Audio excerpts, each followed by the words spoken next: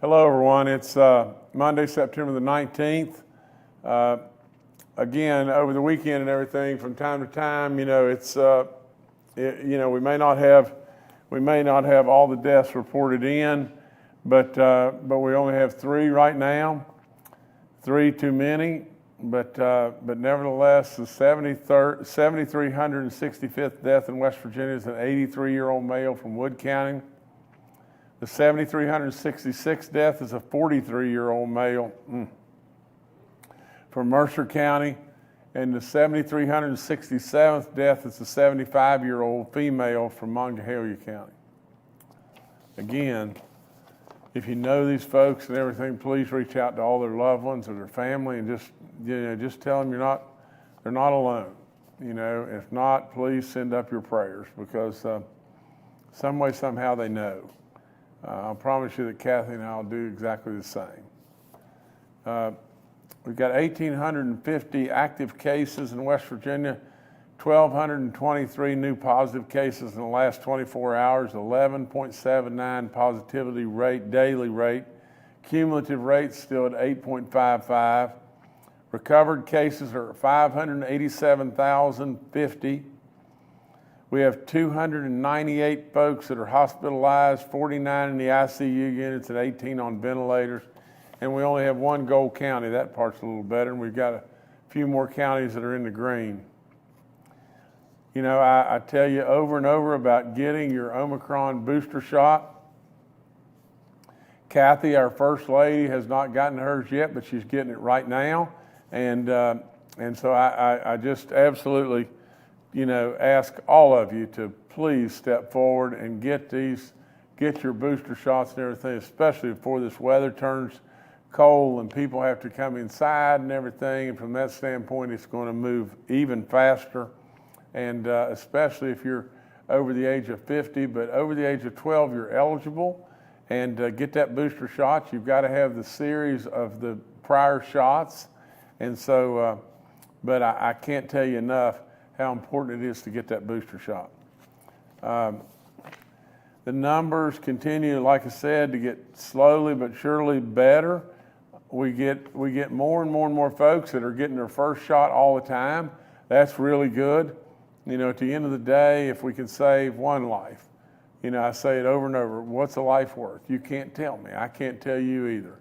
But it's important that we're here, and we're urging people to get these absolute vaccines because they're safe and they're absolutely good in every way. So try to, we want to be super respectful, as I always say, to everybody's wishes and everybody's thoughts and everything. That's what made this country what it's made this country. But at the same time, I really encourage you to get those shots. The vaccine calculator will tell you, if you go on our website and everything and get registered in or dialed into that vaccine calculator, it'll remind you when your shots are due. All the information on COVID is up on our website. We have 104 outbreaks in long-term care facilities, none in the church community, 59 inmate cases and 54 staff cases. I remind you about the Homeowners Assistance Program. It's still available to you. If you'll call us, we'll walk you through it and everything and try to get you qualified. We'll abide by all the rules without any question whatsoever. It'll take a few minutes, but it won't take long, and we'll see if we can get you qualified. If you're really hurting and everything, you may very well be able to pick up some additional bucks that'll help you at this time. I remind you over and over about giving blood. It couldn't be more important. Red Cross really needs you. Today there was an announcement, about communities and schools. It was an event that we just held. The great people at Truett, Patrick O'Malley is their regional president and everything. They were kind enough. They've done this before, but they're real contributors and supporters of the communities and schools. They presented a $15,000 check just a few minutes ago, and that's presented by Truist of West Virginia, and basically. I think it's called Truist West Virginia Foundation. And like I said, their president, Patrick O'Malley, played basketball, from what I understand, at Richmond, graduate of George Washington High School, and quite an athlete. But nevertheless, Patrick, we thank you in every way. And this is the third year that Truist and their foundation has made this contribution to communities and schools. And really and true, I say it over and over and over, but and I don't say it because Kathy's our First Lady. I say it because it's just the truth. And you know me, from the standpoint of speaking it, I have never seen a program that works better in the schools than communities and schools. I mean, this has taken kids that are having a hard time for whatever reason may be, and they need somebody. They need somebody to talk to, and they need somebody that'll come in and mentor and lead them and help them in the shortfalls that they're having. All the communities and schools folks and everything, you know, from Vicki and Sharina and Katie and it goes on and on and on, you know, that helped Kathy and it is a program that really works. I mean, a lot of times a kid that is really having a tough way to go may be a kid that, you know, is going to be lost. And who knows all the bad things that could happen to that child and everything. And maybe it's turning that kid's life around. Maybe that kid's disruptive in the classroom. It's messing up lots of stuff for maybe a lot of kids and everything. Maybe it turns all that around.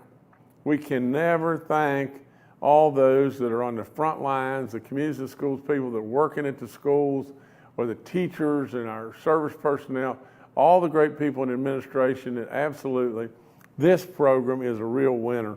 And I know it because I'm there. For crying out loud, I'm in our schools so much, it's unbelievable. You know, I've coached forever. I absolutely would push elected officials, push all of us to try to spend some time with kids. I know it's tough, and I know really it takes maybe your free time, but absolutely it'll make you feel good. It absolutely will touch your soul. If you can help a kid, you know, it really will rejuvenate you in many ways. So consider. But again, thanks to our First Lady, and thanks to all those folks in communities and schools. Great work. On Friday, I announced more stuff on broadband, you know, but I announced my approval for more than $53.3 million of broadband projects that are going to be taking you know, place in Greenbrier, Monroe, Raleigh, Randolph, Roane, and Summers counties. And these grants were a part of our $1 billion broadband strategy. You know, we just keep rolling it out.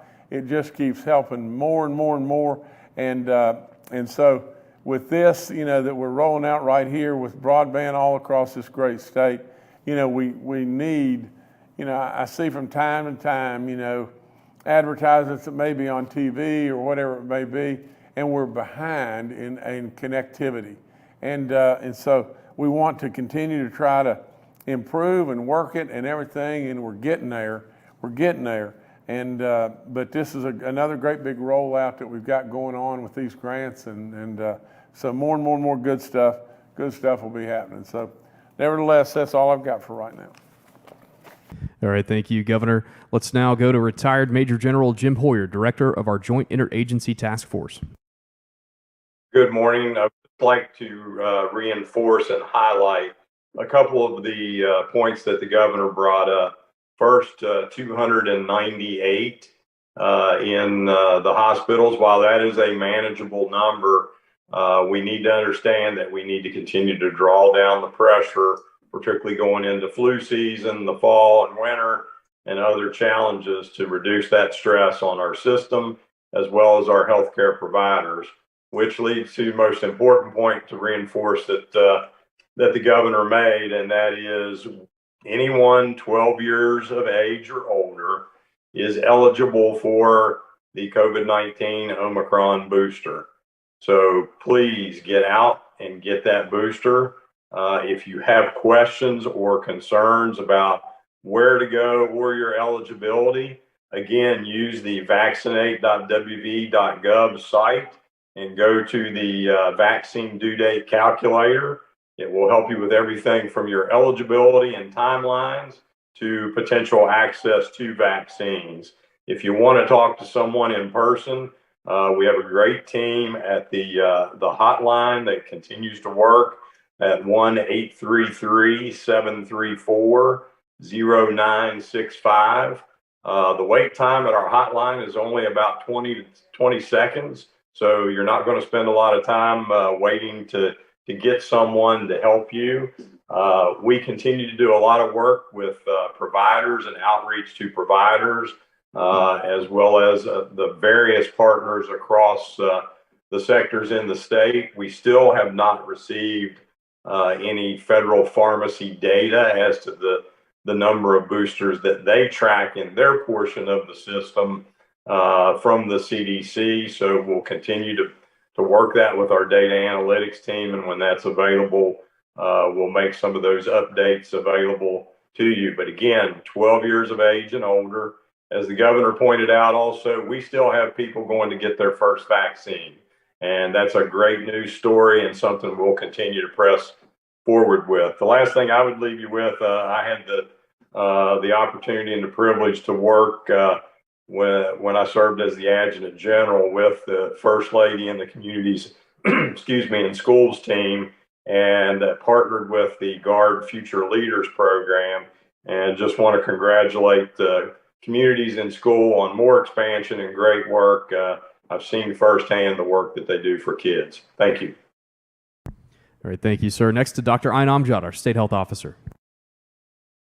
Good morning. I just wanted to discuss a little bit more. The governor and General Hoyer did mention about the updated Omicron booster vaccines. We do get some questions on whether or not you should take your flu vaccine or any other up-to-date vaccine, such as the pneumonia vaccine, at the same time. You can take the flu vaccine with the Omicron booster. Normal flu season is around November to March. So if you're going for your Omicron booster now and cannot return back to the provider late October, early November, you can get them both at the same time. Usually they'll put them in different arms. But just want to reiterate that it is going to be likely a bad flu season based on other trends we are seeing across the world. So recommend you get your flu vaccine along with your Omicron booster. Thank you. All right, thank you, Doctor. We'll now go to questions from members of the media. The first today from Steve Adams with Ogden Newspapers. Yeah, Steve Adams for Ogden Newspapers. I kind of wish for once that Dr. Marsh was on the call, because over the weekend, Sunday, I believe President Biden had said something to the effect that the pandemic is over. And of course, we know it's not over in the sense of finality. Obviously, people are still dying from COVID. People aren't getting their shots and their boosters quite as much as we should. But I did want to get some reaction to the president saying that on national TV yesterday, considering that is the president and that how he feels about the pandemic is honestly going to kind of affect how policy regarding the pandemic goes forward. And that comes down and trickles down to the states as well. So I'd kind of like to get your all's thoughts on that. Thank you. Well, Stephen, I'm giggling because you said this, one day that I wish, that Dr. Marsh would be on with us, and I know you didn't really mean it that way, but I thought, boy, Dr. Marsh, he's been such a superstar and everything, but I'm gonna give him a hard time about you saying that and everything. But anyway, nevertheless, I know you love Dr. Marsh and as just as much as I do. But with all that being said, Stephen, I'm the wrong guy. I'm gonna let Dr. Amjad to speak in just 1 second about this, but I'm the wrong guy to comment on what President Biden is saying. Because, and I know too, that oftentimes I don't think President Biden has any idea what he's saying. And so to comment on this thing is over because President Biden maybe said that and everything, I want to be super respectful to the presidency of the United States, but it's just crazy land in my book. But Dr. Amjad, please go. Yes, Governor. Steve, I read that too over the weekend, and I guess the way I see things too, I wouldn't say that the pandemic is over. I would say that it's maybe trending downward or hit a plateau. But as we discussed many times, we're still seeing cases. They're not as severe. We're not seeing as many hospitalizations or deaths, but we're also not at the level where I would say it's completely over. So I would say it's at its baseline or trending down, rather than just saying it's completely over. Yeah, Governor, if I could, I'd like to jump in. I'll cover for my friend Dr. Marsh, along with Dr. Amjad, and I will team up on this. We may be out of pandemic phase and into endemic state, but a couple of things I think are important for us from the state of West Virginia, and why the governor continues to manage this through the task force and his leadership team, is even in an endemic phase of an event like this, there are people that are going to die. There are things that have to be done. There is public health work that has to be done every day, and it has to be coordinated with other things that Dr. Amjad and the team have to deal with, from monkeypox to flu to a whole series of other things. So while we are moving out of pandemic phase and into endemic state, there is still a lot of work to be done, and a lot of work that goes on day to day behind the scenes at the governor's direction to help protect the people of the state of West Virginia. And come back to me, please. Let me just say this too. I believe, and in fact, I know beyond a doubt, in my mind at least, that if we absolutely just bundle everything up and say pandemic's over, will more people die if we were to stay here and continue to do what we do? Will we absolutely have less people rather die than just bundling everything up and saying pandemic's over, see y'all later? Maybe easier on us, but it's surely, absolutely, in my opinion, without any question, if we just bundle it up and say pandemic's over, more people will die. More people will die. That's all there is to it. Now, and the other thing is, that I'm a real believer that if I come in here and sit down with you and let you ask anything you want to ask and everything, it keeps us all more informed. And I think governors should absolutely be doing this all the time. You don't really have anything to hide. From time to time, there's things that are difficult to answer and whatever. But if they're difficult to answer, they're just difficult to answer. It's part of the job. At the end of the day, I'm here for you to ask anything you want to ask, but I am here primarily from the standpoint of just one thing alone, and that is, I know we're saving lives being here. And absolutely, if we save one, that's enough. But I know we're saving lots more than just one. So with that being said, I don't think the pandemic's over. I think we can live with this pandemic. But the more people we can get across the finish line and get vaccinated, the better we'll be able to live with this pandemic. But it's not over. It's absolutely not over. All right, thank you, Stephen. Next to Charles Young with WV News. Hi, this is Charles Young with WV News. Governor, could you give us an update on the statewide school safety initiative that Rob Cunningham is working on? I know he updated the legislature on this at the beginning of the summer. Do we know when that's actually going to be released? Thank you. Charles, I can't give you a whole lot more detail than what you've already got, but there's going to be a formal announcement that's coming out really, really soon, and my office is reviewing all that information, and we'll be coming out with it, and give you more detail later on. But right now, it's just premature for me to give you any details more than just that. All right, thanks, Charles. Next to Mark Curtis with Nexstar Media. Good morning, Governor and cabinet members and fellow reporters. Governor, I got a question about all the recent economic development news in the state. As I go down the list here, Nucor, Green Power, Sparks Battery, Berkshire Hathaway, Pure Watercraft, Competitive Power Ventures, Act Now Coalition, and I know there's more.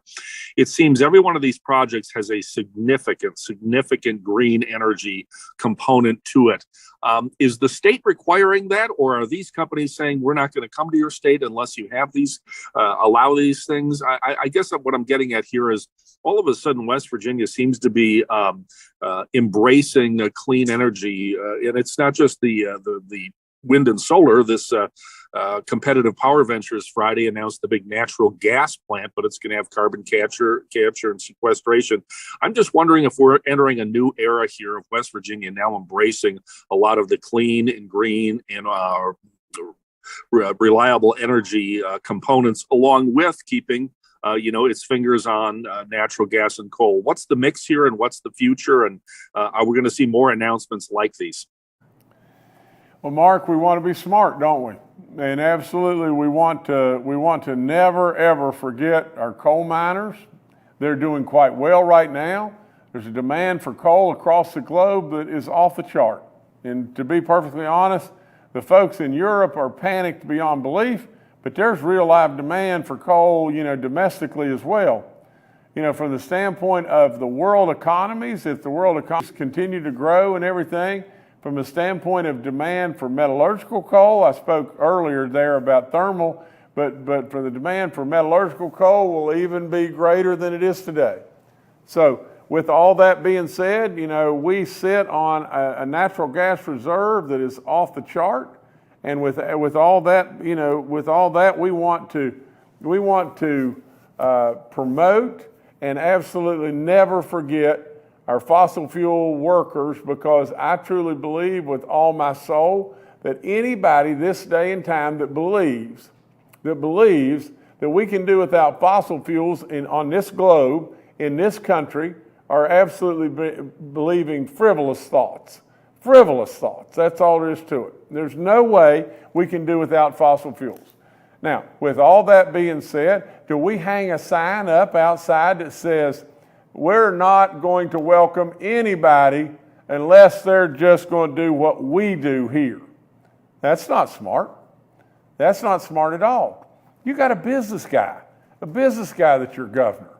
And absolutely, with all in me, we want to embrace all the alternative energies. For crying out loud, today it's a drop in the bucket. But with all that being said, we want to continue to embrace. Is West Virginia moving in a direction of more diversification? We better, because the more we diversify, the more goodness it's going to bring to all of us and everything. And so with all that being said, I believe, and I'd go to my grave with this one, I believe that our fossil fuels have saved this country over and over and over, and they're going to continue to do just that for a long, long, long time. But we need to absolutely embrace others, and know that and let them know that they're very welcome in this great state that has those 4 beautiful seasons beyond belief, the greatest people under the sun, within a rock's throw of 2/3 of the population of the whole country, and has incredible natural resources. Go outside. We all know it here. I tell the people, that are thinking about coming to West Virginia just to absolutely listen to this story and go outside. Go outside and look how pristine our waters are, how absolutely the air is just unbelievably beautiful and everything, and all around them is beauty that'll just knock our socks off.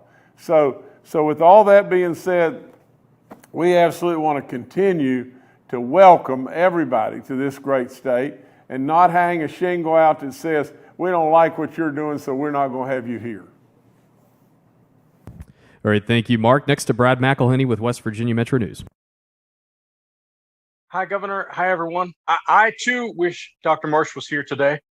Speaking of doctors, Governor and Dr. Amjad, if you want to chime in here, the abortion bill that was signed last week that you talked about on Friday, this version of it would not send doctors to jail, but could send them before a medical licensing board. Is there any concern about how OBGYNs in West Virginia might perceive this bill? Thank you. Hey, Brad, listen, everybody's kind of piling on Dr. Marsh here today, and I love it, to tell you the truth, because I'm going to get after him, not in a bad way, just in a good way, in a teasing way. But he's an incredible resource and a super intelligent, wonderful man. But nevertheless, Brad, I would just say this about, and then I'm going to defer to Dr. Amjad, but this is my take on the whole thing. You've got a doctor in the Senate and a doctor in the House. Both of them really supported this bill. The way the bill is written, it's very clear to me. It's almost, if you're a doctor and you're doing something that has an intent to do something wrong, there's sure penalties. But this is all left to the decision and great wisdom of doctors and everything all across our state, with reasonable exceptions, and I think it's done in a way that surely, first and foremost, in many ways protects the unborn. I stand rock solid there and everything, but I think the bill is very clear. Surely there's going to be some out there where there's some level of debate and whatever, but like I said, passed overwhelmingly. Doctors in the Senate, doctor in the House, passed overwhelmingly, and I think the bill is really clear. I really salute the legislature, because I pushed them to not just sweep this thing under the rug, election coming and everything, stand up and vote, and let's get something out. And I told them that I would sign it if it came to me with reasonable exceptions and reasonable logic and everything behind it, and I think they did a good job, and I'm proud to sign it. But Dr. Amjad, maybe you could go from there. Yes, Governor. Brad, I think your question was, since the new bill is not mentioning any penalties against physicians, how OB-GYNs might interpret going before the Board of Medicine or so on. I had not had a chance to talk to any OB-GYNs after last week, but to me, as a physician, I'm an internal medicine physician. I don't see pregnant women, but kind of what to the governor stated, that if a physician and a patient are doing something by the law, then there shouldn't be anything to worry about. I mean, if you think about everyday medical practice, if you're doing the standards of care, the best of care that you're allowed to do under the current law, there should be no concern if you have to go before a Board of Medicine. But that's all I can answer to that, if that was your only question. All right, thank you, Brad. Governor, I'll turn it back to you. Well, again, I thank all the media that's on and everything. I love their questions and everything. I really do appreciate them being on with us. Like I do, I just try to make notes and everything. But as I hear our experts, but I just would like to run this by you. It's September the 19th. The sun's shining. It's a beautiful day in West Virginia. It's going to get colder, and things are going to get probably a little tougher. Dr. Amjad told us that it could very well be a bad flu season. Probably will. To be perfectly honest, the last flu season was very mild, but everybody around had a mask on and everything else, and today that's really changed. From the standpoint of it being, thank goodness, it's changed. But from the standpoint of, flu, it could very well be that we have a tough flu season. She reminded people to take their flu shots. You can take them both at the same time with your booster, your Omicron booster, but, it probably, if you're going to get that right now, it probably would be better to go get your flu shot towards the end of October and everything. But and I'm only taking her words. I'm not trying to play doctor. I'm only taking her words.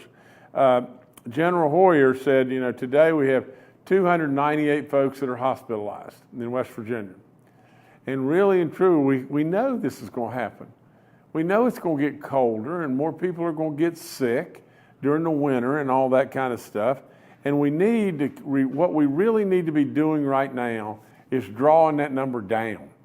that number needs to be declining. You know, the 298 needs to substantially decline because things are going to get tougher in the winter and everything. And so with all that being said, we don't want to stress our hospitals and push them to the limit and everything. And we know what that's been like.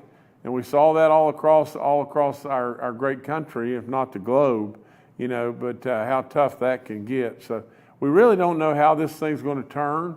We hope and pray that this thing is plateauing and things are going to be better and everything, but stay on guard, West Virginia, please do. And we're going to keep you abreast of what all's going on, and we're going to get through this. We can live with it. We can live with this. This is not something that we can't live with. We can live with it, but the more we've got vaccinated, the better off we'll be. Thank you all.